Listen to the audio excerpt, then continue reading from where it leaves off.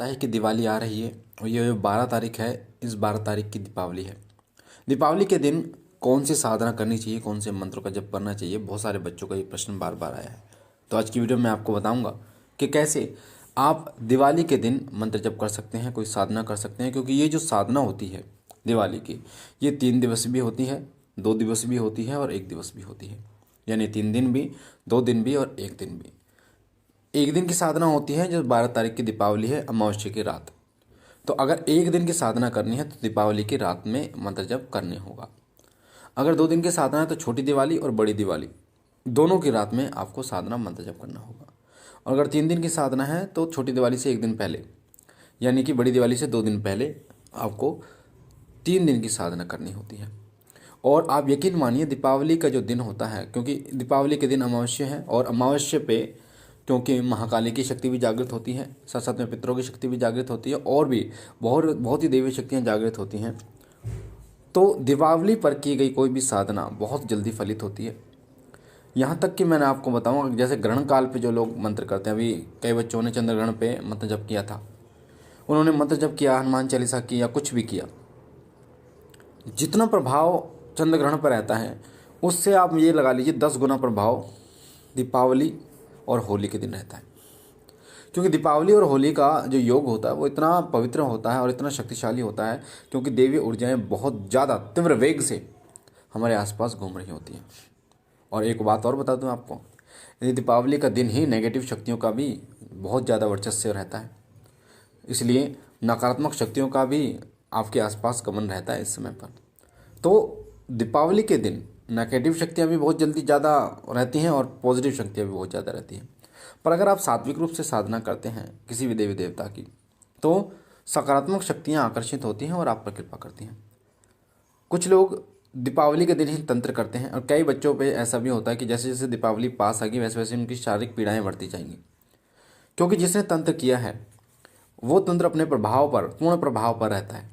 तो अगर आपको ये देखना है कि आपके ऊपर कोई तंत्र तो नहीं है, तो आप जान सकते हैं जैसे जैसे दीपावली के दिन नज़दीक आएंगे वैसे वैसे आपकी शारीरिक परेशानियां बढ़ती जाएंगी, घर में कलेश बढ़ते जाएंगे। इसका मतलब कोई ना कहीं कोई तंत्र है आपके ऊपर। इस चीज़ का विशेष रूप से ध्यान रखिए। अब दीपावली कब की है, कौन सी साधना करें, घर के देवताओं की साधना कैसे करें, भोग कब दें, या माता काली की कोई साधना या कुलदेवी कुलदेवता की साधना है, सारी आज की वीडियो में जानकारी बताने जा रहा हूँ। दीपावली के दिन सबसे अच्छा है, सबसे उत्तम रहता है आप अपने घर की कुलदेवी और कुलदेवता का निवास अपने घर में करवा सकते हैं। आप अपने घर के कुलदेवी और कुलदेवता को अपने घर में बुला सकते हैं दीपावली के दिन, क्योंकि इस दिन आपके कुलदेवी और कुलदेवता बहुत पास रहते हैं आपसे। उनके अंश जो होते हैं, तत्व जो होते हैं, वो बहुत पास रहते हैं। इसका कारण ये है क्योंकि वो आपके घर के कुलदेवी और कुलदेवता रहते हैं।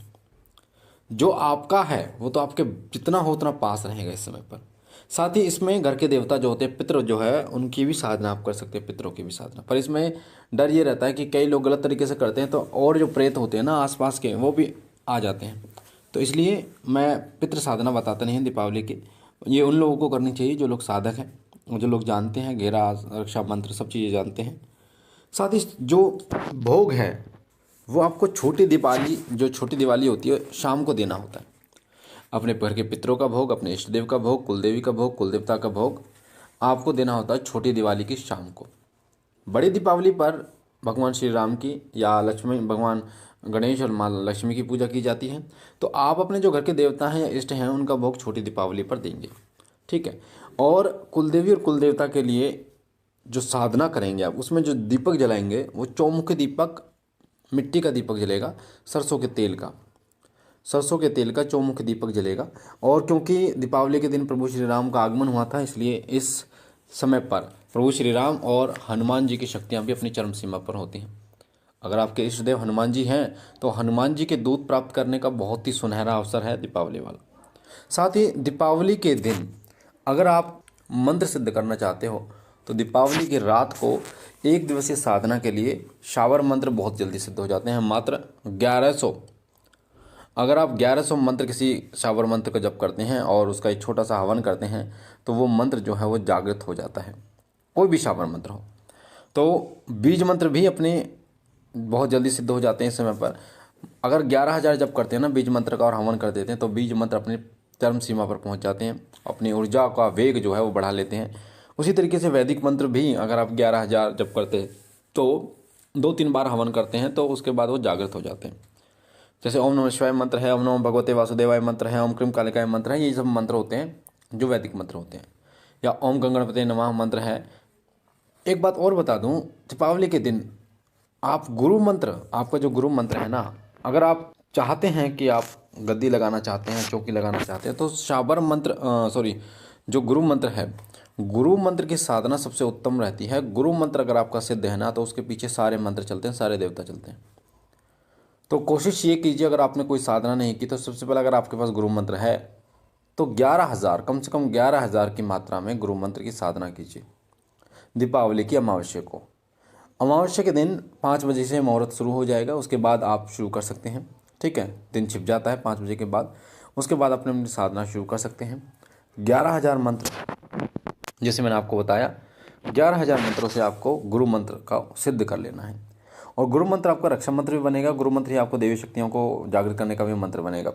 इसलिए गुरु मंत्र की साधना सबसे पहले करनी चाहिए। दूसरी बात, अगर आप दीपावली के दिन साधना कर रहे हैं तो सबसे पहले एक माला ओम गणपते नमः मंत्र की जरूर करनी चाहिए, दूसरी माला ओम नमः शिवाय मंत्र की, और तीसरी माला ओम गुरुवे नमः, और चौथी माला जो भी आप मंत्र जप करते हैं। ये 3 माला आपको सबसे पहले करनी चाहिए, उसके बाद ही किसी भी मंत्र को आपको जपना चाहिए। इस चीज़ का विशेष रूप से ध्यान रखना चाहिए। साथ ही दीपावली के दिन पवित्रता का भी बहुत बड़ा एक महत्व होता है। पवित्र रहकर ही आपको साधनाएं करनी चाहिए, या जो भी जब आप करेंगे तो कोशिश कीजिए नहा धो तो आप लिए हैं, आचमन करके उसके बाद ही आप साधना शुरू करें। जो साधना आप कर रहे हैं, जो मंत्र आप कर रहे हैं, वो आप आचमन करके शुरू करें। दूसरी बात, 1 दिवसीय साधना या 3 दिवसीय या 2 दिवसीय, उसमें संकल्प जरूर होना चाहिए आपका। 1100 मंत्रों का जप कर रहे हैं या 11,000 मंत्रों का जप कर रहे हैं, संकल्प लेकर जरूर मंत्र जप करें। संकल्प लेने से फ़ायदा ये होगा कि वो मंत्र जो है वो अपनी बहुत जल्दी अपनी चरम सीमा पर पहुँचेगा। तो इन चीज़ों का विशेष रूप से ध्यान रखना है आपको, जो मैंने आपको बताई।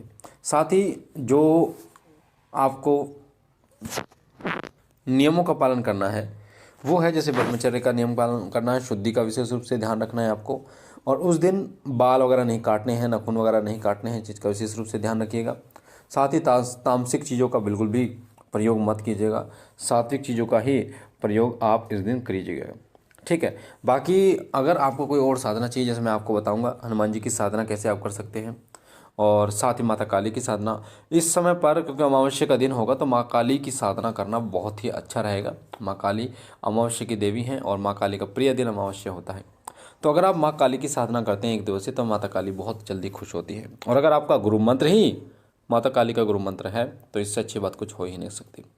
तो वीडियो बहुत लंबी हो जाएगी, और अगली वीडियो में आपको बताऊंगा कि कैसे आप माता काली की साधना, हनुमान जी की साधना कर सकते हैं, और किस तरीके से आप शक्ति प्राप्त कर सकते हैं, उनकी कृपा प्राप्त कर सकते हैं। बाकी मुझे आशा है ये जानकारी आपको अच्छी लगेगी। पहली बार चैनल पे है तो चैनल को लाइक कीजिए, शेयर कीजिए, सब्सक्राइब कीजिए, और शिव कृपा परिवार से जुड़िए। बाबा भोलेनाथ आप पर कृपा करें, आपके घर परिवार पर कृपा करें। आज दोपहर 2 बजे मैं लाइव आऊँगा, जिसको अपने पूछा लेनी है, घर परिवार के बारे में पूछना है वो पूछ सकते हैं। बाकी बाबा भोलेनाथ कृपा करें। हम मिलते हैं एक नई जानकारी के साथ, तब तक के लिए ओम नमः शिवाय, ओम नमः शिवाय, ओम नमः शिवाय।